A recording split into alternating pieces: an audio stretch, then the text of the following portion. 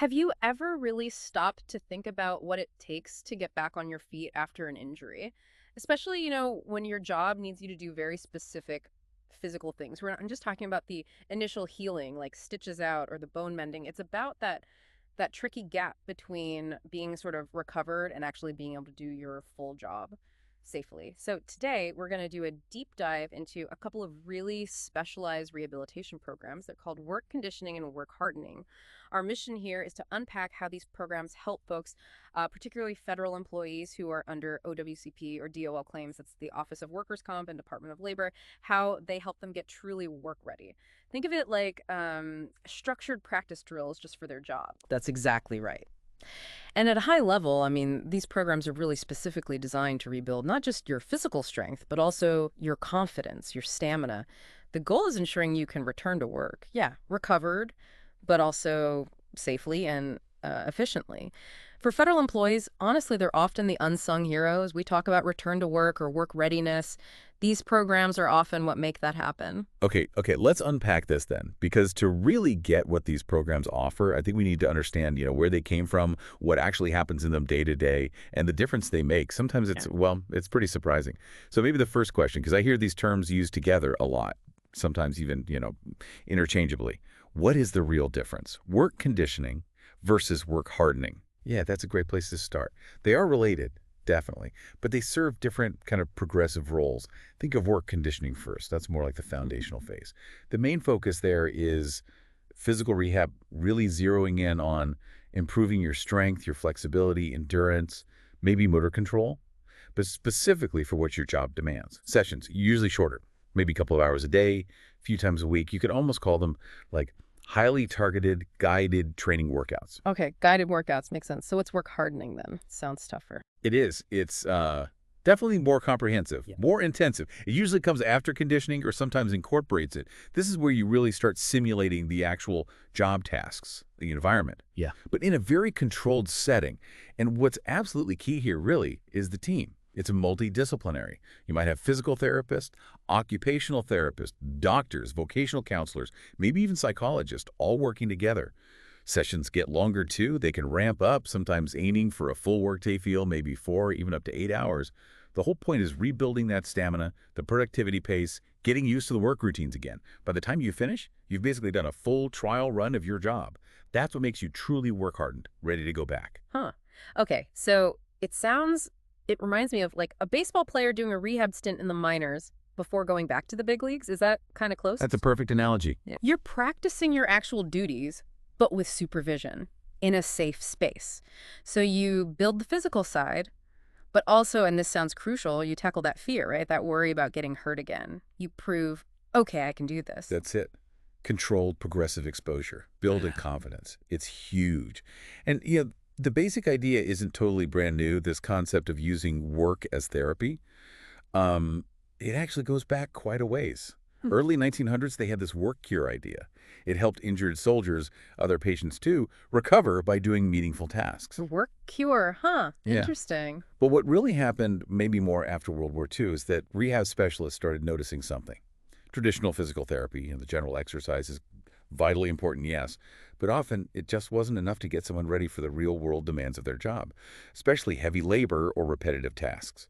People would get technically fixed, their shoulder moved okay, but they couldn't actually do their 8-hour shift without pain or without being terrified of re-injury. Ah, okay. So that's the gap these programs aim to fill. Because before them, it sounds like workers were stuck, right? Either go back too soon and risk getting hurt all over again. Which is a terrible cycle. Or just never regaining the ability to go back at all, ending up on long-term disability. Precisely. And that's really when work hardening programs started to become more formal, more structured.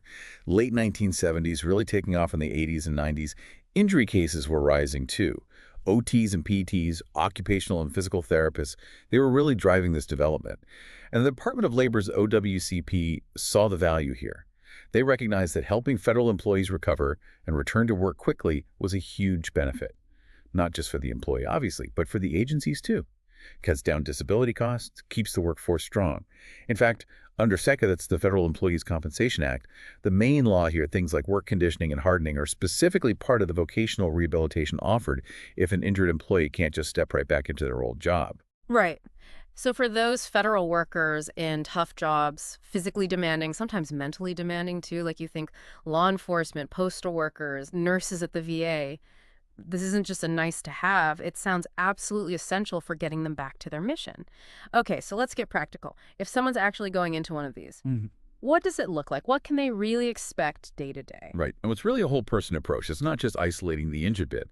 A big piece is, of course, physical conditioning exercises, rigorous ones, improving strength, endurance, flexibility, coordination, Yeah. but targeted. Hmm. So like a mail carrier with a shoulder injury, they're not just doing generic arm raises. They'd be doing specific structured lifting, maybe overhead movements that actually mimic sorting mail or handling packages. Okay. Or someone working at a desk with back pain. They'd focus hard on core strength. Posture exercises designed for sitting tolerance. And crucially, these exercises get progressively harder. They constantly challenge you as you improve. And I guess it's more than just general fitness, right? You mentioned simulation earlier. How specific does it get? Oh, absolutely. It goes way beyond generic exercise. That's where job simulation tasks come in. If your job means lifting 50-pound boxes, you'll literally practice lifting boxes, starting lighter and gradually increasing the weight. Need to kneel a lot. Climb ladders. Those specific actions become part of your therapy. Sometimes facilities even have mock workstations set up, or they might use VR, virtual reality, to simulate the environment. The whole goal isn't just strength. It's rebuilding the specific skills and the tolerance for those tasks and building the confidence that you can do them safely back on the job. It makes a ton of sense. It's like muscle memory, but for the actual job. Exactly. And another critical piece is education, learning proper body mechanics. They'll coach you on the safest ways to do things, how to lift correctly, ergonomic postures, even why taking short micro breaks is so important. It's really about training you for the field, reinforcing those good habits to stop you from getting hurt again later. Okay, that safety training sounds vital. But what about the mental side of it? I mean, after an injury, surely there's fear, anxiety about going back. Oh, absolutely. That's a huge component, and it's addressed through psychological and functional coping strategies. Fear of pain, anxiety about re-injury. It's incredibly common. So the program provides this supportive, controlled space where you can confront those fears directly. You experience doing a task, maybe feeling some soreness, but realizing it's safe. It helps break that cycle of fear and avoidance. Many programs actually weave in things like relaxation techniques, ways to cope with pain flare-ups, maybe even some cognitive behavioral coaching to build resilience. So you work on the mind as well as the body. Definitely. Your mindset, your confidence, they improve dramatically as you start hitting those milestones. It's as much a mental transformation as a physical one. And finally, it's very much a team approach, especially in work hardening. You've got this whole multidisciplinary team, your PT or OT, maybe an orthopedic doctor checking in, a case manager, perhaps a vocational rehab specialist. They all collaborate. They tailor the program based on how you're doing, what your job needs. They even coordinate with your OWCP claims examiner or nurse. So it's really personalized. Highly personalized. Yeah. Starts with a detailed evaluation comparing what you can do now with what your job requires. Often using something called a functional capacity evaluation or FCE and your official job description. Then together, you set clear goals, SMART goals, specific, measurable, achievable, relevant, time-bound, like increase lifting from 10 pounds to 30 pounds over the next 4 weeks. And then every activity is designed to get you there. Regular progress checks, adjustments as needed. It's very structured. Okay, so we've covered what they are, how they work, but let's talk results. What does this actually mean for the person going through it? What are the real tangible benefits? Well, the benefits are really layered. And some are, like you said, maybe a bit surprising. First, and maybe most obviously, you heal stronger and safer. People see significant improvements in what they can physically do. I remember seeing a study about workers with back injuries. After a work hardening program, they showed measurable gains in functional strength, like how much they could lift. Big jumps. Right. And that translates to daily life too. Climbing stairs, carrying groceries, playing with your kids. Things get easier. People often report less pain overall as their muscles get stronger and they learn to move better. It's about getting back to being you, not just the person with the injury. That's huge in itself. What about actually getting back to the job? All right, second point. Faster and more successful return to work. And the data here is pretty compelling. Study after study shows better outcomes. One randomized trial found that a structured work conditioning program meant a higher percentage of people got back to their jobs and they got back sooner. Another one looked at folks who'd been off work for more than 4 months. tough cases. Work hardening boosted their return-to-work rate by 52%. That's massive. 52%. Wow. Yeah. And research on manual laborers, say with back injuries, found 75% who finished work hardening went back to their old job or an equivalent one. Put simply, these programs work. They help turn disabled back into able. Those numbers really speak for themselves. A 52% boost, that changes lives. What about staying healthy once they are back? Good question. That's the third benefit, reduced risk of re-injury. That's a major fear, right? Getting hurt again. These programs make sure you don't go back until you're genuinely ready. You've relearned how to do tasks properly, built up the specific muscles and the endurance needed for a full day. Plus, the confidence and the education you get makes you less likely to move in a risky way. It's almost like injury-proofing yourself for your specific job. Injury-proofing, I like that. Fourth, don't underestimate the psychological and emotional benefits. Being off work, injured, it's incredibly stressful. Demoralizing. But as you progress through the program, you start seeing that light at the end of the tunnel. You hit milestones. You realize, hey, I will be able to do my job again. That does wonders for morale, for mood. It brings back a sense of normalcy. You feel like you're moving forward, not stuck. And you build a support network there, too. So it helps you get mentally ready, not just physically. Exactly. And finally, number 5, there are major economic benefits for everyone involved. For the worker, obviously, getting back to your full salary, protecting your retirement savings, your TSP, keeping your career moving, that's critical. But here's what might surprise some folks. The savings for OWCP and the federal agencies are huge. Workers' comp cases can get incredibly expensive if they drag on. Some analyses have found things like 64% savings in medical costs, 56% reduction in rehab costs when workers get into these programs early. But the real eye-opener, an 80% reduction in long-term disability payouts. 80%? That's staggering. It is. And something like 88% of workers who got timely rehab were back on the job within a year. It really is a win-win. An injury becomes a temporary setback, hopefully not a career ender. Wow. That 80% figure, that really highlights the impact. It's not just about one person's recovery. It fundamentally changes their future and saves enormous public resources. Okay, so to really bring this home, what does a top-notch program look like in practice, especially one that really gets the needs of federal workers? Yeah, an exemplary program, especially for federal employees, understands the unique demands and, frankly, the bureaucracy involved sometimes. One key feature is often an integrated orthopedic and therapy team. That means the doctors and the therapists are working closely together, often right there on site. So if you hit a plateau or something's not quite right, an orthopedic specialist can assess you quickly. This close teamwork means faster problem solving, really fine-tuning your program. Everything's coordinated. That makes sense. No waiting weeks for appointments. Exactly. They also really excel at being tailored to specific federal job roles. They know the kinds of injuries OWCP sees, and they take the time to understand exactly what your job entails. FBI agent, postal clerk, VA nurse.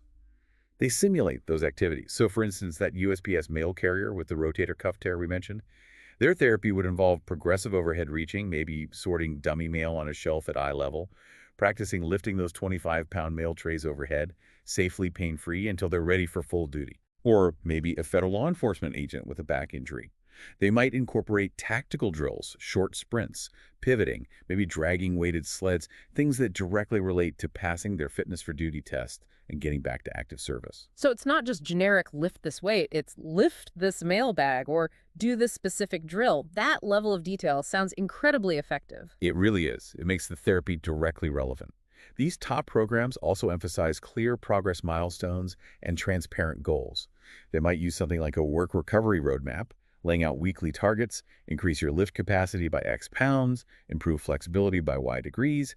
They track everything meticulously, and they share progress reports using documentation that OWCP understands, keeping your claims examiner in the loop.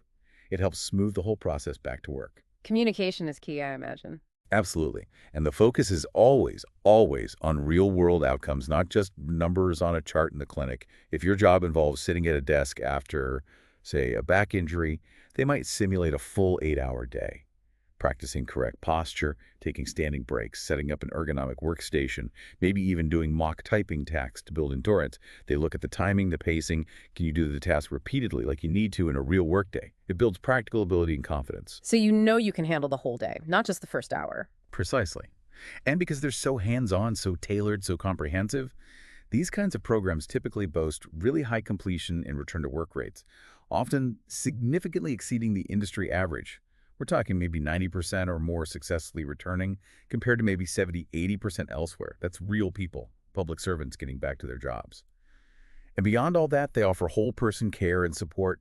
They might help navigate OWCP paperwork, communicate with your agency liaisons, provide compassionate coaching. If you're having a really tough day physically or mentally, they adapt. Maybe focus on pain relief techniques, offer some brief counseling on coping strategies, perhaps even connect you with behavioral health specialists if anxiety or pain management is a major issue.